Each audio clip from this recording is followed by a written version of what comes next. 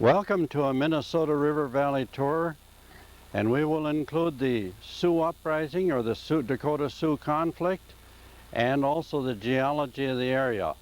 This Minnesota Scenic Byways sign is one of the latest and one of the newest signs put out in 1997, and in comparison to the other trail signs, this one takes you to all the byways and the side views of the Minnesota River Valley, which we will show you.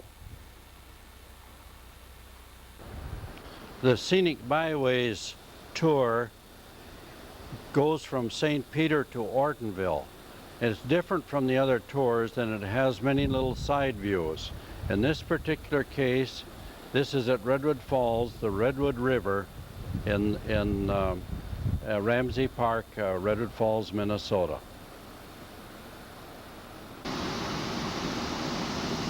Another Scenic Byway tour from the main Scenic Byway trail along the Minnesota River, showing Ramsey Creek and the Ramsey Falls on its 200-foot drop from the prairie into the Minnesota River Valley. The swayback bridge over the Redwood River in Ramsey Park, built by the WPA.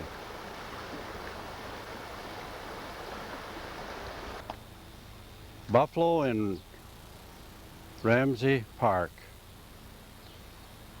They roamed the plains, 60 to 80 million buffalo at one time. This is a good example of the buffalo that were native to this area.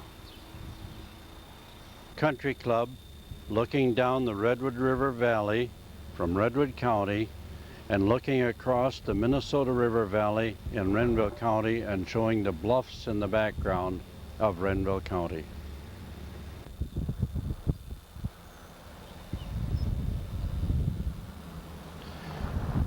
The Sioux Trail, which we see on this sign here, was laid out at the turn of the century.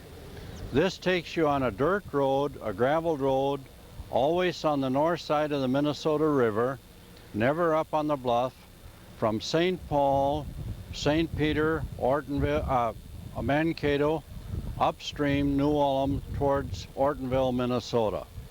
Always showing you, getting you as close to all this action on the Dakota conflict as you can possibly find is on the Sioux Trail. Now we're talking about another trail that was started 30 years ago, and that's the Hiawatha Pioneer Trail.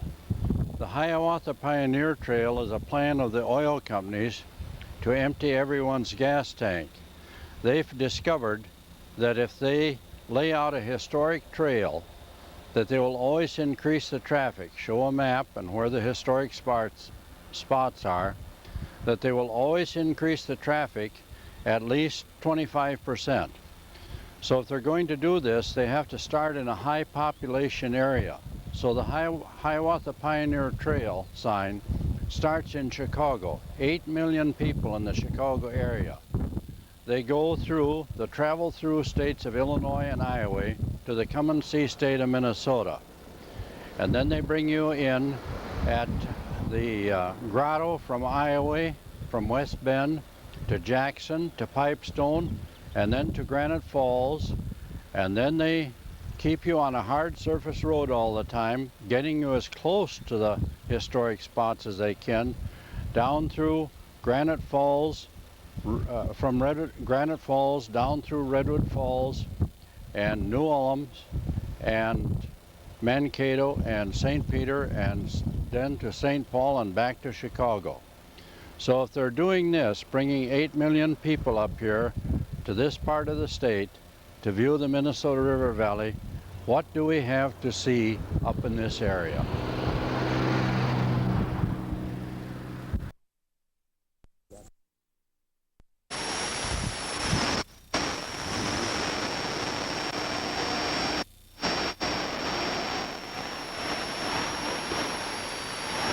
Trammy was the first one to come through this area.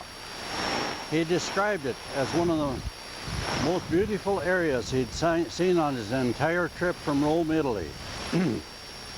He came through here with 40 horses and boats. and an early explorer.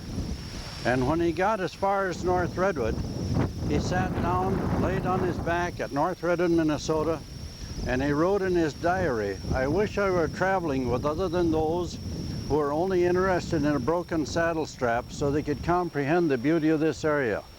For it's some of the most beautiful I've seen on my entire trip around the world." Now this morning we have Faith Amberg as a camera person and Greg Greek as a wrangler, and Cindy Whitwer is riding along and viewing the Minnesota River Valley with us. One of the things after Bell here, then the Norwegians from southeastern Minnesota, they had 120 bushels of wheat on a raft here in 1840, and they took that clear up to Pemberton, North Dakota, poling it up that Minnesota River. And of course the Minnesota here has more fall here per mile than any place else. It is 1.4 feet of fall per mile here, whereas at farther east it is only 0.4 feet of fall per mile. Now after the Norwegians were here, then at that very same time, right on the hill that we are on here, then Francis Piquot was up here. And he was a French botanist right on this hill here. And he came from St. Paul, and he was searching for the plant Pomace disperri, for the Indians gave Europe 350 foods, tomatoes, corn, and especially potatoes. And so the Irishmen and the Frenchmen were busy living on potatoes in that area. We move up a little farther here. Okay. So then the potato failed over there. It got blight, and they knew there was another potato here in Renville County. So that very spot and west north of here was destined to save Europe from the greatest starvation period in the history of the world. So then, later in history, then we're trying to tell you why they come up here from Chicago on the Hiawatha Pioneer Trail and observe the beauty of the valley here. And Ernest Hemingway came later in history, and he viewed this valley for the first time, and he said, and he put it in the Minneapolis paper, one of the most beautiful areas in the world, one of the most beautiful I've seen on my entire trip around the world. So how did we get this beauty here? If you think if you accept the theory that the asteroid hit the Earth and turned it inside out, it had to do that because how else could the coal and the oil got buried worldwide? Something had to happen. And of course that was a long time ago, and millions of years ago, and when it hit, then it created so much dust that it blocked the sun out. We got a little sun this morning, but it blocked the sun out and created the Ice Age. When it created the Ice Age, the dinosaur was a big animal with a small brain, and he couldn't move fast enough. So he became extinct. He died. But the horse was in America first. And the horse and the dinosaur bones were found together when they dug the Oahe and the Garrison dams and dug those below, went 100 feet below the riverbed. They found the horse and the dinosaur bones together, and they are out there in Bismarck, North Dakota, in the museum, just as they found it. So then we theorized that the horse, due to the Ice Age, and due to so much of the world's water tied up here, we had 2 miles of ice overhead. We lowered the ocean levels enough that there was an 85-mile strip of land between Alaska and Russia. So the horse walked from Alaska to Asia and then come back in a Spanish boat. So then as time went on, it began to warm up again. And as it started to warm up, on the west side of Minnesota, Minnesota, from the headwaters of the Minnesota River that we're viewing today, and we are in Renville County, from the headwaters of the Minnesota, on up north, on the west side, you all heard about the Red River, the north flowing north, and the floods they had up there, and that water could not get out. And so it built up a huge lake called Lake Agassiz. That was 300 miles wide and 400 miles long from Marksville to Winnipeg. Then finally, as it warmed up more, there was covered several provinces in Canada with water. Well, eventually the water had to go someplace. So when it did, it came down on the south edge of the glacier, where there are rows of hills in Redwood County on the south side of the river where the glacier stopped. There are none in Renville County. So it started to create a little trickle here of the Minnesota Valley. And finally, with all that huge amount of water, it eroded this out 200 foot deep, 300 miles long, took it down to New Orleans, and made the delta down there that they are raising soybeans on the Minnesota land today. As it did that, then this area here, to the south of us, is the Jefferson Peak, which is a mountain peak like we have in the valley here, and we only got about 20 of those peaks in the valley, but the whole state sits on granite. Huge old mountain range there.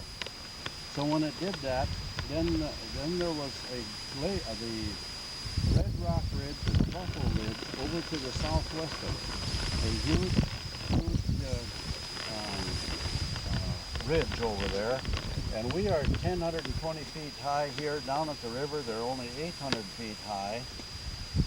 But when you get over to Trace, it's 1,400 feet. The Lind is 1,800 feet. And to Gary, South Dakota, it's 2,000 feet. Likewise to the north, the Glacial Ridge. All the water comes into this area. Right here where we are, where the vast part of the river is. It was ideal for walleyes and northerns. And it was great for clamshells. We were the clamshell capital of the country, shipping carloads of clamshells from Delhi, Bellevue, Echo, and North Redding. But as it did that, as that water rushed down here, it was only used once in history. And it gouged this out 200 foot deep, some 300 miles long. When it did that, it exposed the oldest chain of mountains in the world. And nothing ever grew here, so there's nothing ever to make oil or coal in Minnesota. We depend on our energy from the Dakotas. Your lights are lit by snow that falls in North and South Dakota and goes into the Missouri River, and then your energy comes here as electricity through the electric line. So from here, we will go to one of the mountain peaks, one of the 20 mountain peaks, and we will continue our story down there. This is Cindy, this was me, and this is Flash and Congo. We are at Cedar Mountain, Cindy. We are at one of the 20 high peaks like this in the Minnesota River Valley. Right behind us? Yes, that's right. And Cedar Mountain, over where you live, is the other most easterly high peak that are over 100 feet high. And of course they are, we've named them, they're up and down the valley here. We claim that Cedar Rock is the largest, oldest rock in the world. And why do we make that claim? The world is supposed to be 4.5 billion years old. The black granite up here that you can touch is 3 8/10 billion years old. We've had World Convention of Geologists here. We have 80 geologists worldwide that have come up in this area. And we have had the Russian geologist that analyzed the moon rock for Russia was here for 10 days along with 80 other geologists. These granite peaks that we call more than 100 feet high, they are all over the state, underneath the ground. And of course you can see them at Jeffers. Now when we get later into our Indian story, we will we're talking about the good life of the Indians and the moral standards that they had. The second oldest daughter of Chief Wabasha, that's not too far from where you live, over by the Morton area, she commits suicide by jumping off a rock like this for a white soldier got her in the family way and didn't marry her, so she would commit suicide by jumping off of these high rock hills like this. And that was right in this area? Right in this area here. So then, when we say about the life of the Indian, if you go up on top of here, for over 20 years, they did the hablecha here. And the hablecha is a sacred part of their life. They had one God, the same as us, Wakan Tonka. But to find their strength and their leadership, then they would do a 4-day fast up here under the supervision of a medicine man. The supervision of a medicine man. Pete Ketchus from South Dakota came here for about 20 years. And many of the people, over 50 Indians in this area, have done the hablecha here. And of course they go in the sweat lodge there, and there's 14 rocks that they use for their spiritual deal. And of course if they ever go beyond this, then it would be the sun dance. You wonder, well, why do they do that? We get our politicians in this area out of the saloon or out of the church, wherever you find them. They search for their leadership, because if you did this 4 years in a row, and 4 days and 4 nights with no food or water, then you would be able to tell who is the best man, who had the best vision for going out into the future. And as we said, there's no coal or oil in the state, because this range of mountains here was underneath the whole state. Nothing ever grew here in the state of Minnesota. Now when you look at the red cedar trees here, they are natural to this area. And they were, when I was a kid, they were only in this area because they were protected from fire by the prairie fires that the Indians used to have. So the white man, when he came here, he stopped the prairie fires because they started to farm. Well then there are less than 6 trees that do well in this area, because Redwood County has a high percent of lime, and Renville is higher yet, 7 and 8 points, where a Norway pine will only stand 5. So those hills that you see there, when I was a kid, they had no trees on them. And you ask why? Well, you had the drought of the 30s, you had the white man living here, and he overgrazed the pastures. They were black. And then come the 40s, and it was wet, and the birds brought the seed here and planted them on the hillside. And of course the farmers got busy raising grain instead of stock and cutting trees, and the whole thing closed in with trees in this area. So it's only been within the last 50 years then? That these trees have come here, yeah. And then this is the area, the part of the state where the water flows into and makes all the deep ravines, and that's why they wanted to keep this for their reservation, because they had the springs and a little bit of wood in those ravines. Now if you take yourself back to the melting of the glacier, obviously the grass began to grow out on the prairie, but the water was still flowing from Canada through here. So that was last. So the birds were coming back in this area here. And as the bird... Was this like one big river then? Yes, from hilltop to hilltop. And the birds come back. And when they did, they dropped their seed on the prairie, but the grass was there, so it didn't grow. But what they dropped in the valley as this was receding, then those seeds, any seed from Central America, was dropped in the valley. So 80% of the drugs that you can buy in the drugstore today are in this Minnesota Valley. Not where you live, only in this Minnesota Valley. And of course the Indian medicine man knew how to use all of them.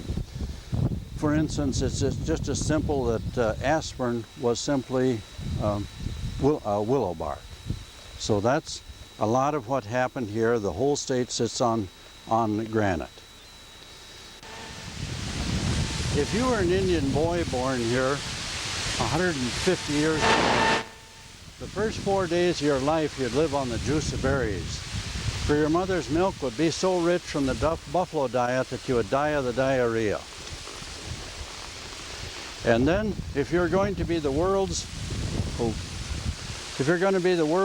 greatest cavalryman, by that we mean the best horseman that ever lived and the bravest man that ever lived, and that's what the Indians in southwestern Minnesota were recognized worldwide now as the best cavalrymen in the world.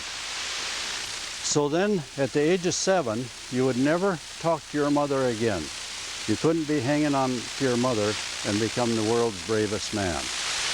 So at the age of 12, you'd be put out on the prairie alone, and then you would be left there until you got the vision of your life. And that would also, that's when you get your second name, because when you got the vision of your life, and you cannot live on the prairie alone, you must have a community to make it. So he would come back and tell the council, then he'd get his second name, not something your mother put on you, but it'd be White Cloud or Bear Heart or whatever that fit his own personality. And then he would have to choose his life's work.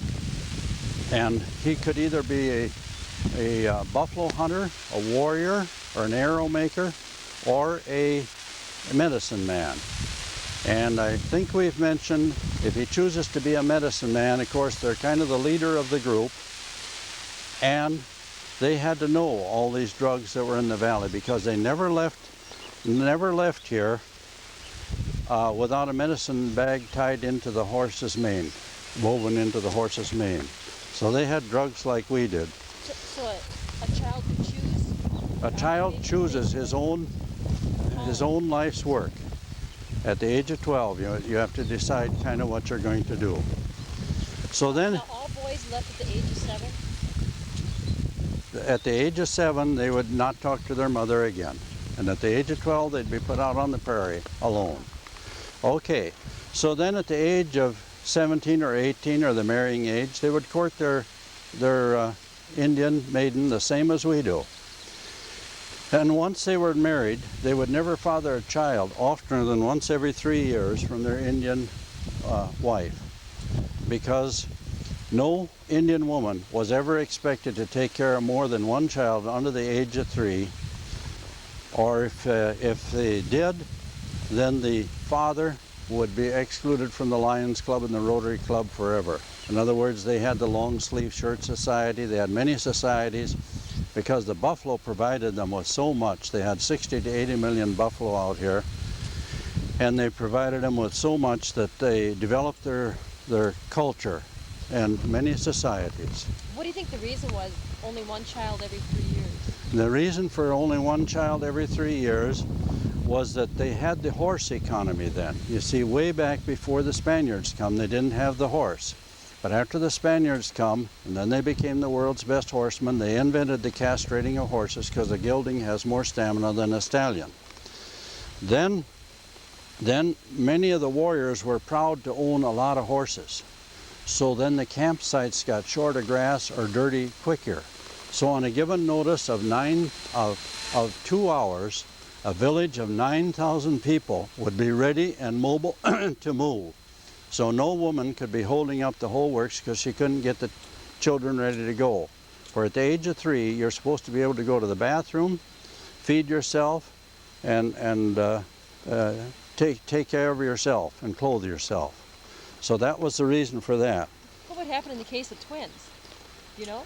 In the case of twins, it happened to Little Crow. And Little Crow was scorned until when he would come into a different campsite, he was scorned when he brought those 2 children in until it was explained that they were twins. So that would answer your question there. Now to you girls, equally as tough a military type of life.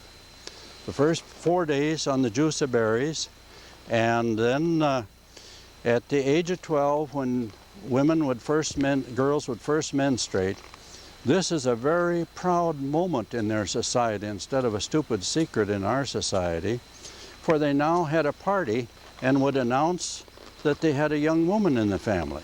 Very proud of that, because reproduction is the only way you can perpetuate this. And they did have 32,000 years of experience of living on the North American continent.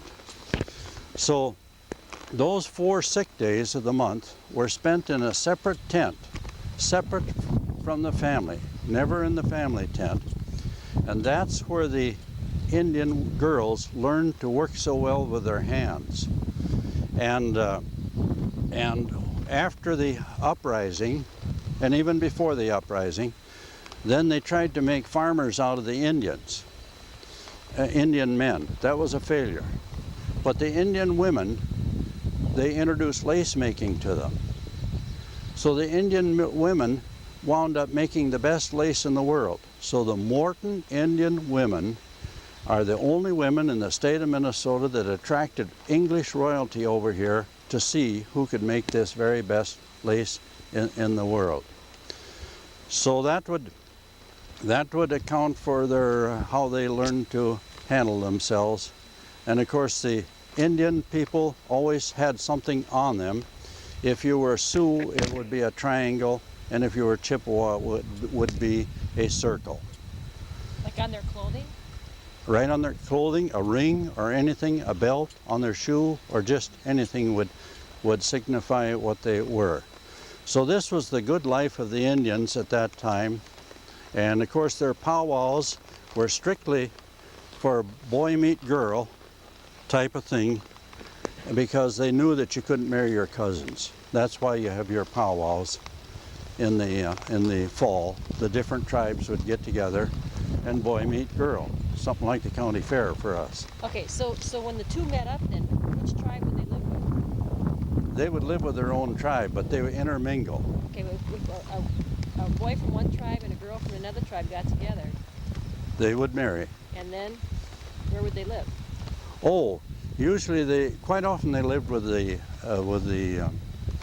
girl's parents, you know. But then they developed their own tent and their own family as soon as they could.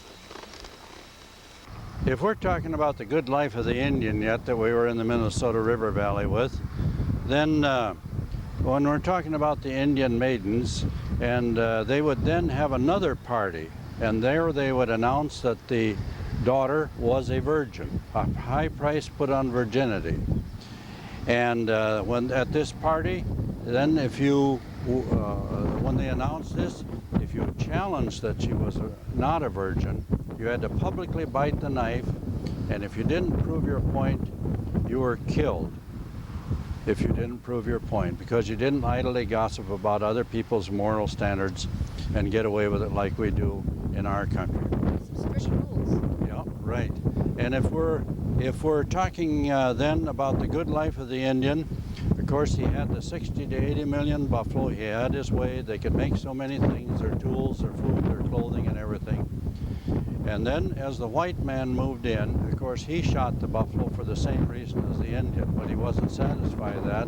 Greed took over, and when greed took over, then it was the hide, then it was the tongue, then just the heart, and finally just simply the sport of killing.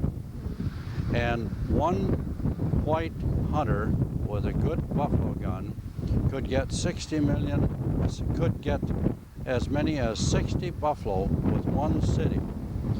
And the top buffalo hunter got 120 at one sitting. And then we adopted General Philip Sheridan's policy that would to destroy the buffalo supply is the only way we can lick the Indian, for we never ever beat them in an open battle. And that was one of the reasons that they drove the Indian to the bargaining table, was because he decided to sell the lands and accept our promise. He assumed we were honest, and to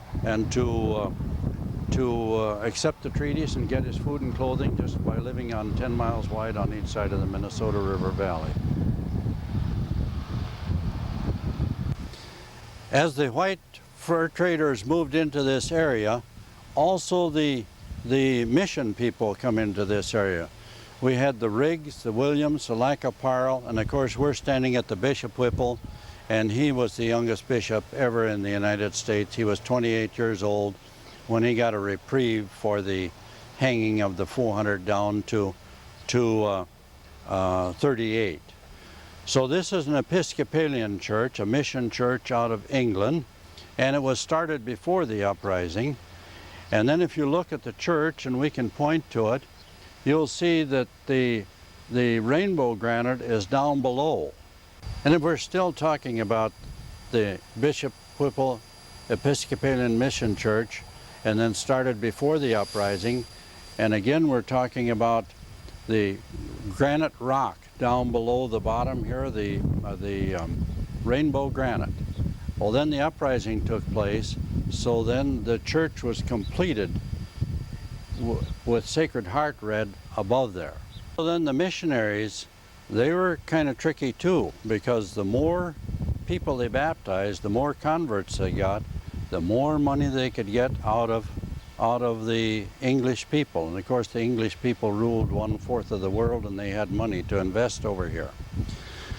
So when you're talking about that, and if we back up to when we were talking about the rocks, just above Cedar Rock was what you call Patterson Rapids, and that stopped the steamboats.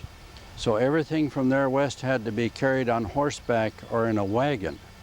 And Patterson Rapids was named after Charles Patterson, who worked for John Jacob Astor and the Lady Astor face cream, and they got all of their wealth out of the Minnesota River Valley from there west in that Lacaparle region, which was a very rich fur area.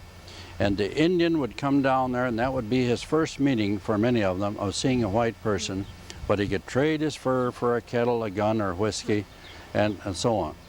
So the missionaries got wise to this, and they went in cahoots with the fur traders, and you could not sell your furs or trade your furs unless you were baptized first. So you see, that's how they got their converts. And of course across the way here is the first Indian school, and that was one of the last ones to close in the state of Minnesota. And they have their powwows here now, and they have as many as 66 tribes that come nationwide in this area to go to their powwows at the time of the Inventors Congress. So this is a beautiful spot in this area here.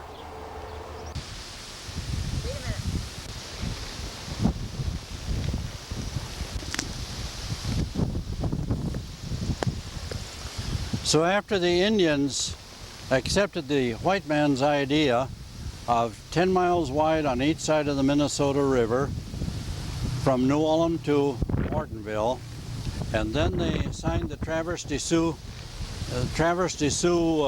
treaties in 1852, and then of course later in 1858. Once they did this, they established the Lower Sioux Indian Community, or the Lower Sioux Reservation.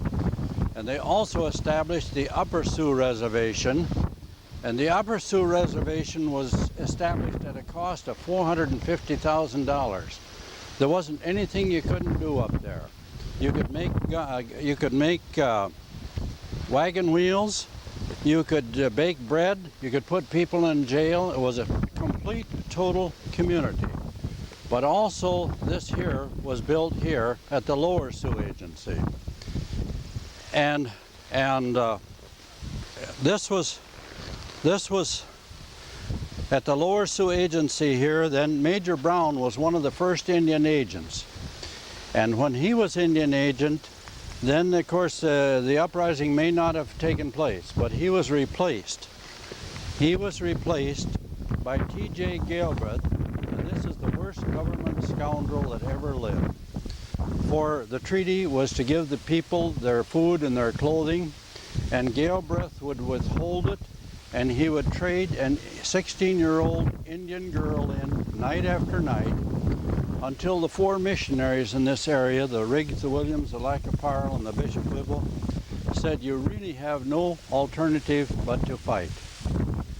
So that's what caused the uprising, was him and his disgusting manner. He was not good enough to stay in the Civil War in the East, where Lincoln was about to lose the war. And we're talking about August 17th, 1862 at this particular time. But right behind us then the state of Minnesota and the Historical Society put up a huge bronze lettered sign up there. And there's a steel post that shows you where that is today. And of course they started it out with, here was where the savages attacked.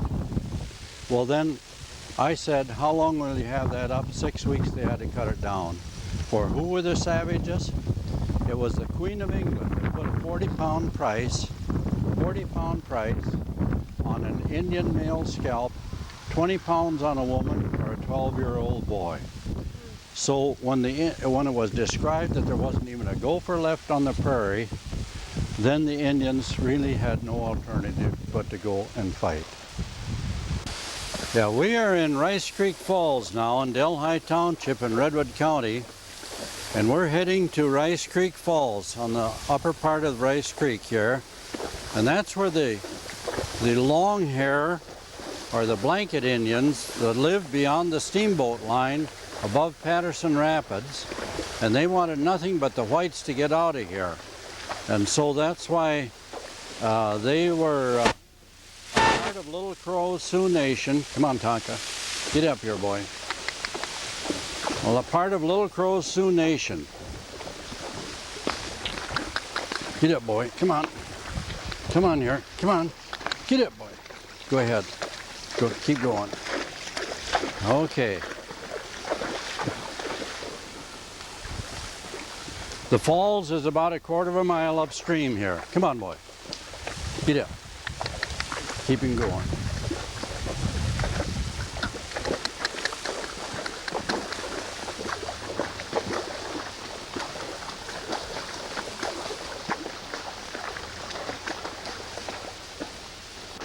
The upper part of Rice Creek Falls, where we're riding our horses up to, this is the first of the block-long series of falls.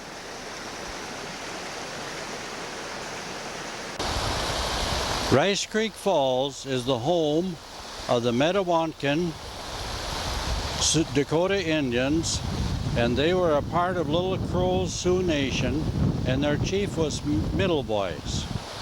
And if we're talking about that they had sold their lands, and we're now down to that there wasn't a gopher left on the prairie to eat.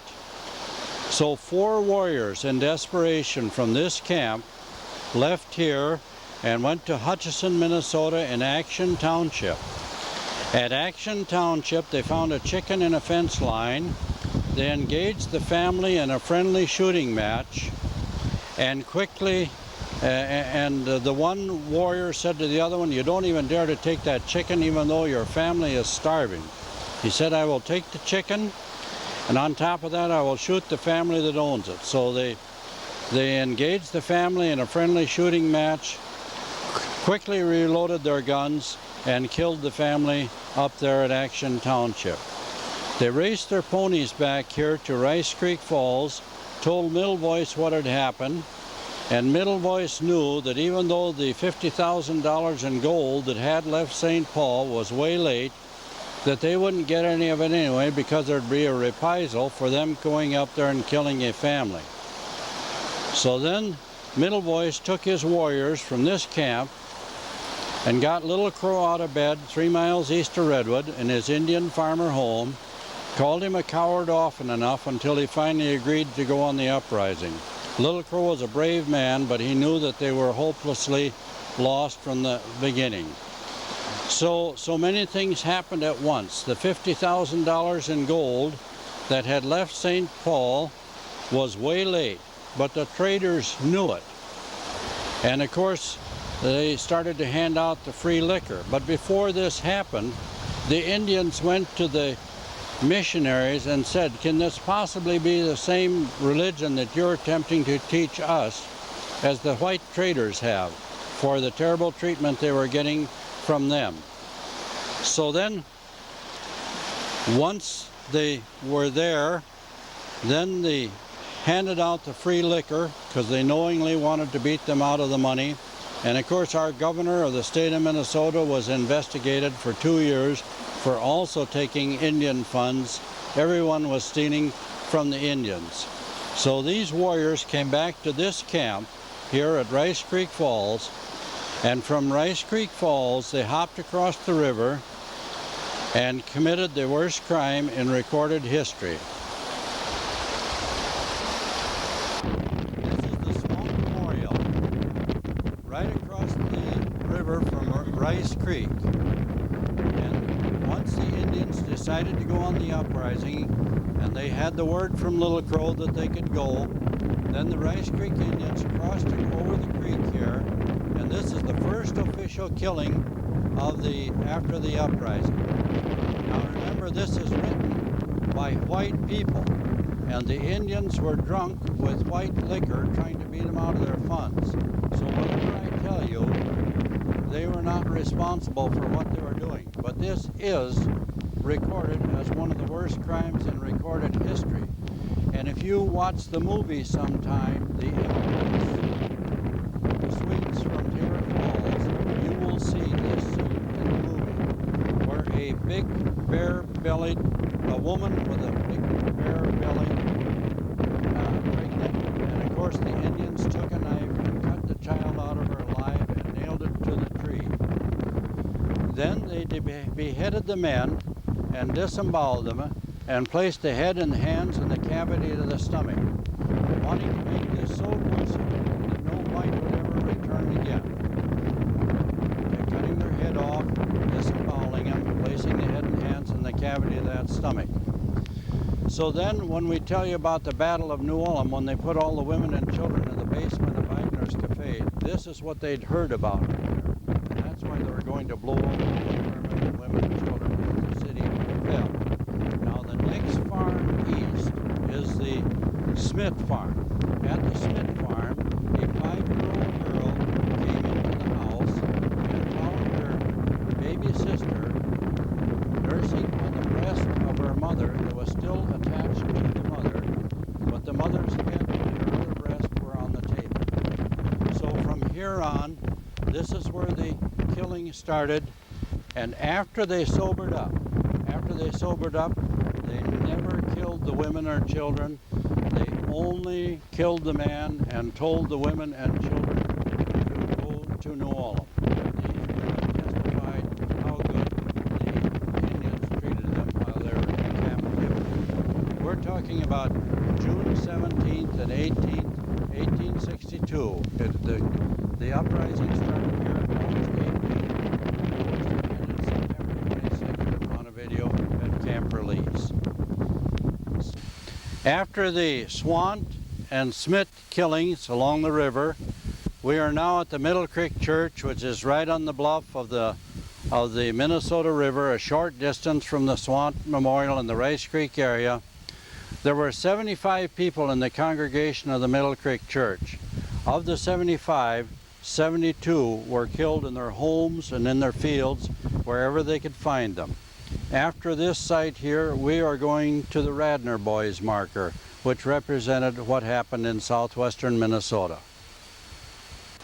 East of the Middle Creek Church, on Highway 71 and north of Morton, is the Radnor Boys' grave.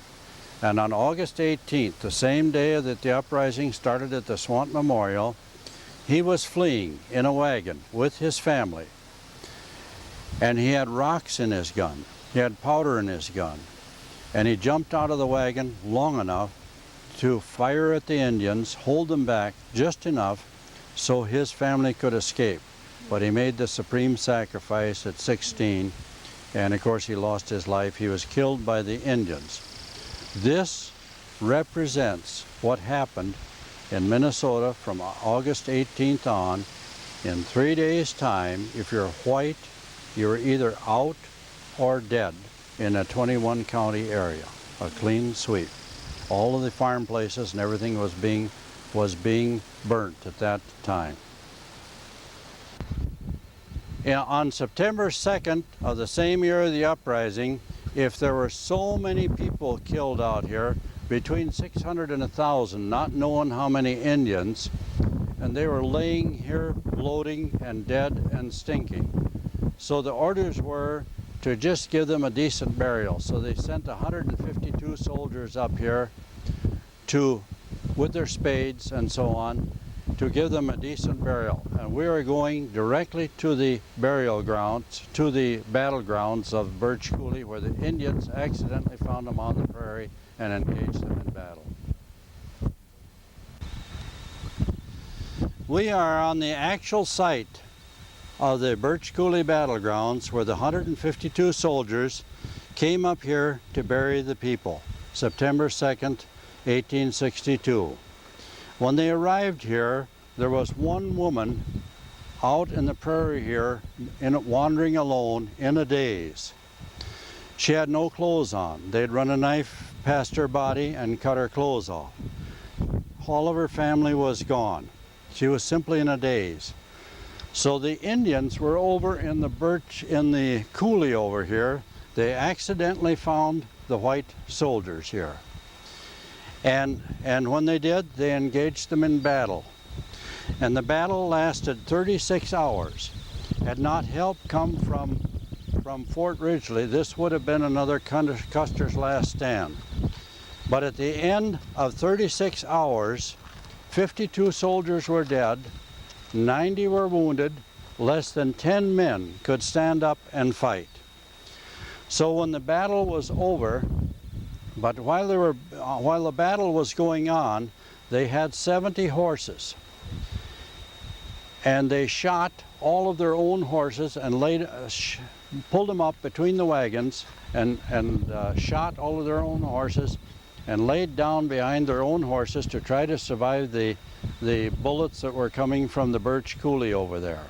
And of course, when you do talk about the book Birch Coulee, it tells about the Indian maiden that ran across the path of fire here in order hoping to save her soldier's lover's life by warning that the battle was going to take place. So when the battle was over and help finally come, less than 10 men could stand up and fight, but they counted 200 holes in the wagon box that Justina Krieger was laying down out in the middle. And I have had people on tour who said their grandmother remembered the skeletons of the 70 horses laying in this huge circle here. One time I had the Renville School on, and as I told the story, then the rest of the story with Justina Krieger is that when she got to New Ulm, she found all of her family except her youngest baby.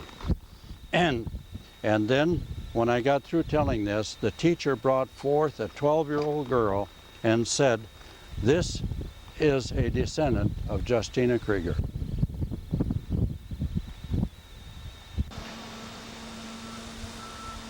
Northeast of Morton, Minnesota, along Highway 19, is the actual monuments in memory of the 52 soldiers that lost their life in the Battle of Birch Coulee.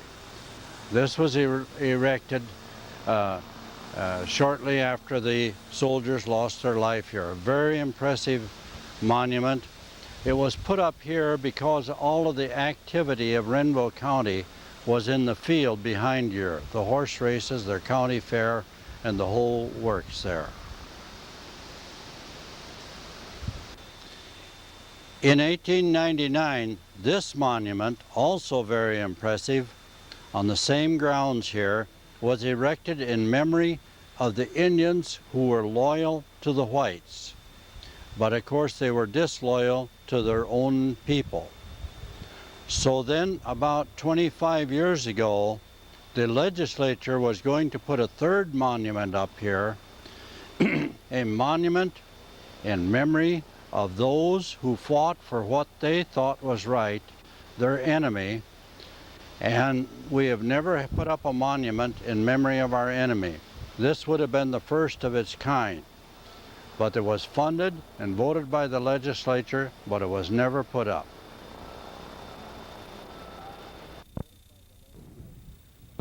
On the same day that the uprising started, August 18th, 1862, the Indians made a fast swoop down the valley from the Swamp Memorial in their killing spree down the valley.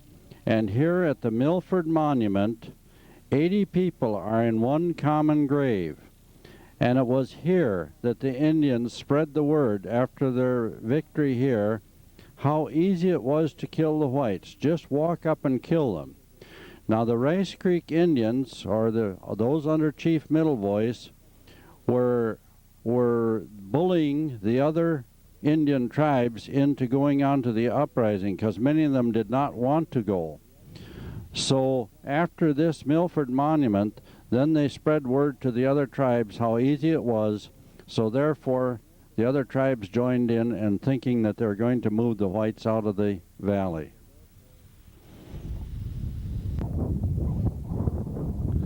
On August 20th of 1862, Little Crow had 500 warriors, and they were approaching Fort Ridgely here to attack them. This was the fort that was to protect the settlers from the Indians, or to keep law and order here. So over to our left is that the sign telling about the soldiers here. But as they attacked on August 20th, then they were repelled by a cannon fire, and the Indians had not heard cannons before, so they backed off because it was new and strange to them. But as they attacked 2 days later on August 22nd, then they had 1,200 warriors because the war was beginning popular. It looked as though they could drive them out of here. And as we're moving towards the monument in memory of the soldiers that fought here, and of course they almost lost this, but had they not had the cannon, but it was also the attitude of the Indians that why'd even take this fort. All they were interested was in New Ulm. So if we look a little farther to the northwest here, you will see the museum over there. And in the museum, to teach the Renville Rangers left and right, they had hay tied to one leg and straw to another. There used to be a mannequin in there showing that. Also, the hub of the steam tractor of Major Brown is in that building. And as we go over to the right here a little bit, that is the foundations that are left of the soldiers' barracks in this area. So then if we have the soldiers' barracks there, and we move back towards the monument here a little bit, why then we'll see that it takes you a couple of hours to take a self-conducted tour in this area.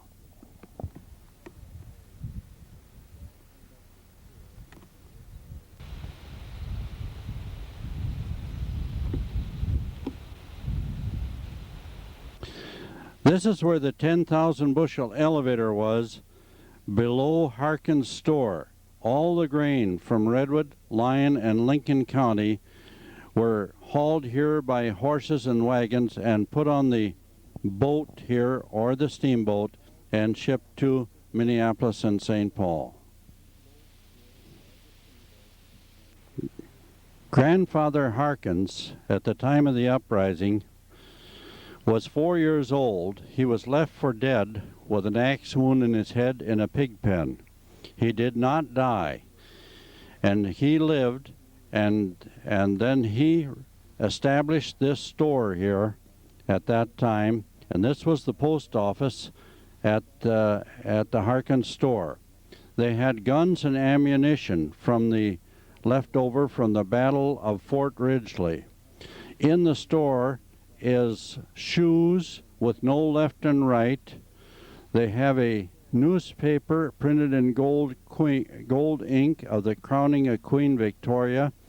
They had many of the old items that were used in the store as a general store at that time. They had morphine on the counter, sold as we sell aspirins today. They would give the babies a pinch of it on a Saturday night, and of course that was kind of the babysitter. The baby would be pleasant all evening. Janet Massapust, granddaughter of grandfather Harkins operated this store for many years here. And this was a central place until they closed the post office. Janet operated it until the state of Minnesota now took it over.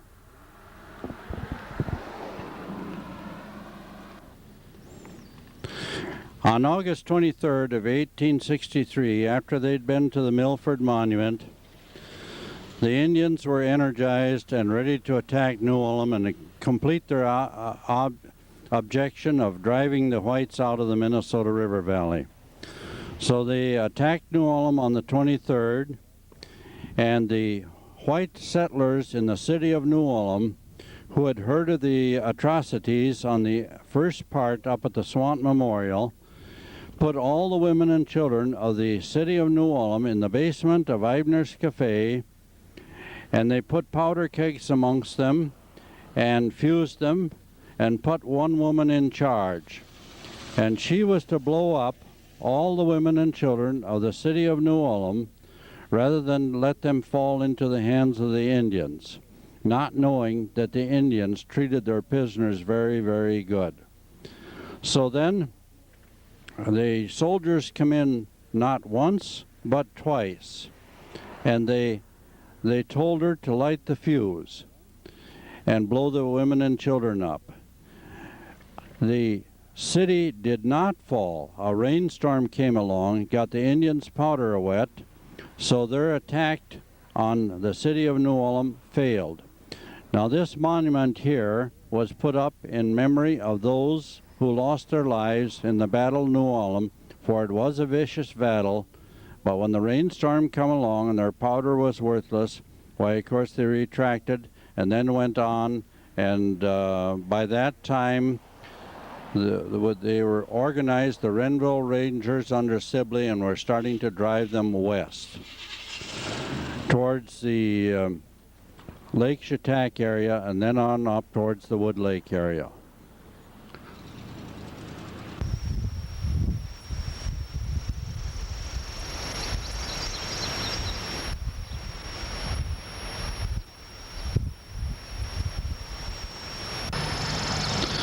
After the Battle of New Ulm, and Sibley had the Renville Rangers organized, he was pushing the Indians on west after they were down to Lake Chautauqua, and they moved up into this area.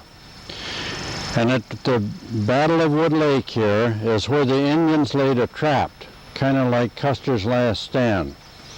But being as our soldiers were so poorly trained, they were out looking for berries and food, because more people died of the diarrhea than they did from bullets in the Civil War. So these young men were looking for berries to prevent the diarrhea and for food. As they were doing this, they accidentally pre-sprung the Indians' trap. And of course, then they engaged them in battle here. And when the battle was over, 47 of our soldiers were wounded or killed. I think it was 7 that was killed, but the rest were wounded. But at this point, they were able to convince Little Crow that they had enough forces back behind them now to come, that the Little Crow would be hopelessly lost and should give up.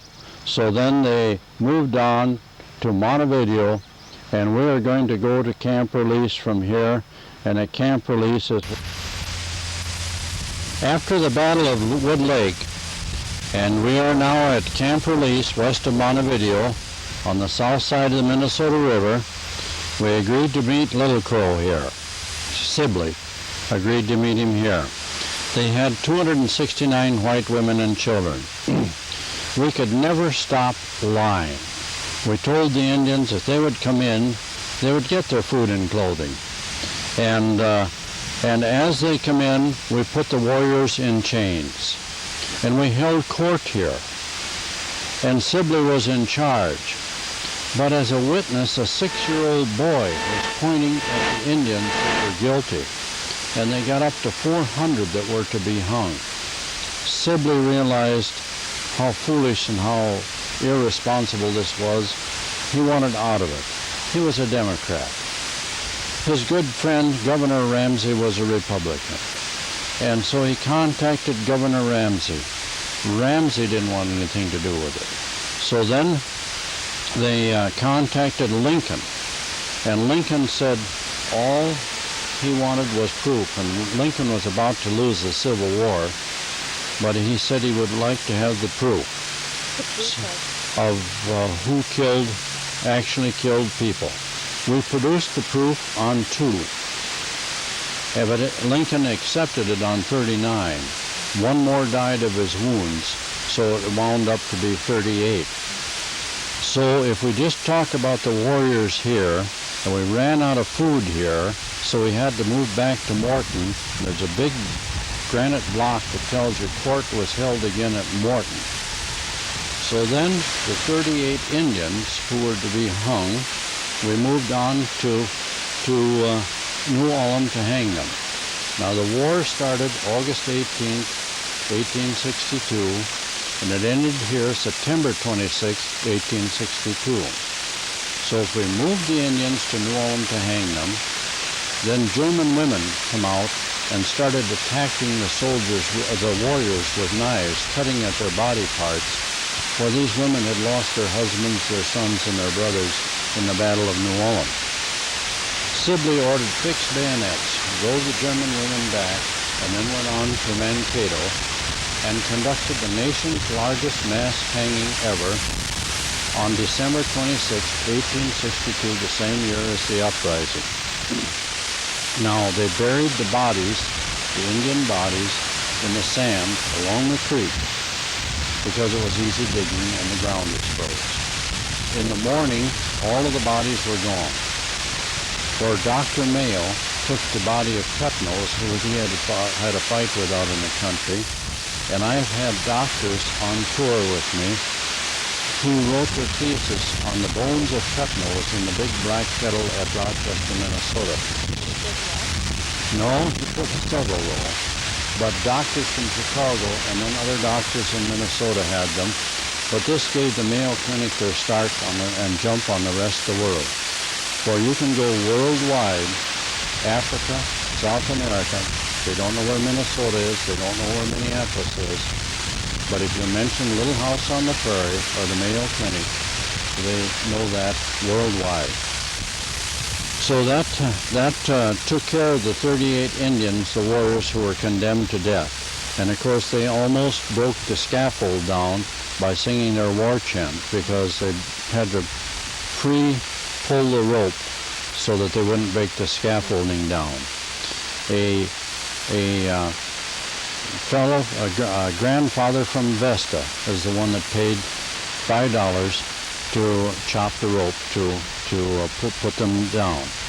Now that took care of the 38. Now there were 1,200 Indians here who went over into the soldiers' camp during the night. And we've told you about the buffalo being gone out on the prairie and our promise of food and clothing, which we never kept. And then those Indians took that chance, knowing likely they might be hung too. So those 1,200 were taken down to Mankato. Half of them were kept there in prison over winter at Mankato, half of them at Fort Snelling. By this time, widows in New York City had had a stomach full of the conduct of the Minnesota citizens, the way the Christians were treating the Indians up here. So they demanded congressional investigations. So at Mankato, the congressional investigation showed that 4 smallpox-infested blankets were taken into camp purposely to give them the smallpox, which many of them got and died from it. So what was left of the Fort Snelling and the Mankato camp the following spring, 1863, were put on a steamboat in St. Paul, shipped down the Mississippi River to meet the Missouri River down there. And when they got at the confluence of the Missouri River there, then they put them on low draft steamboats and took them up the Missouri and put them on the poorest land they could possibly find. That was what was left of these 1,200 Indians there.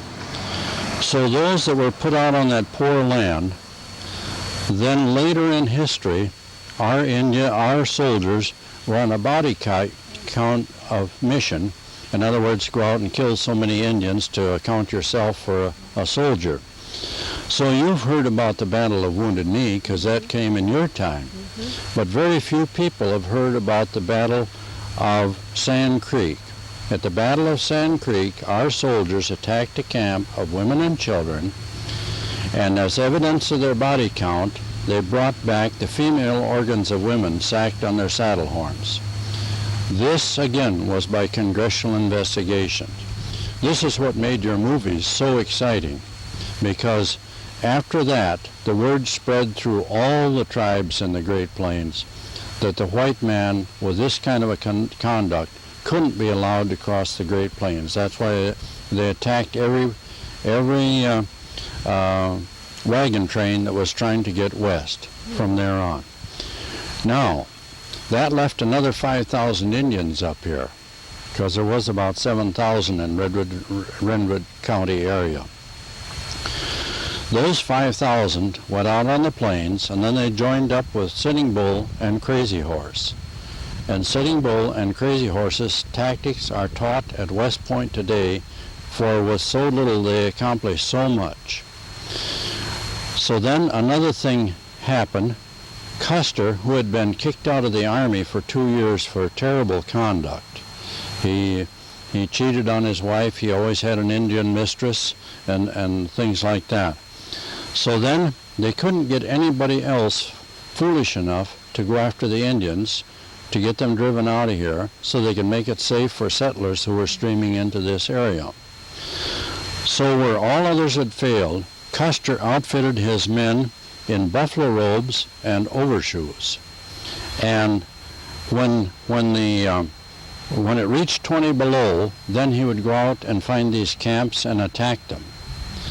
And they were not used to this. The Indians thought they were safe in 20 below.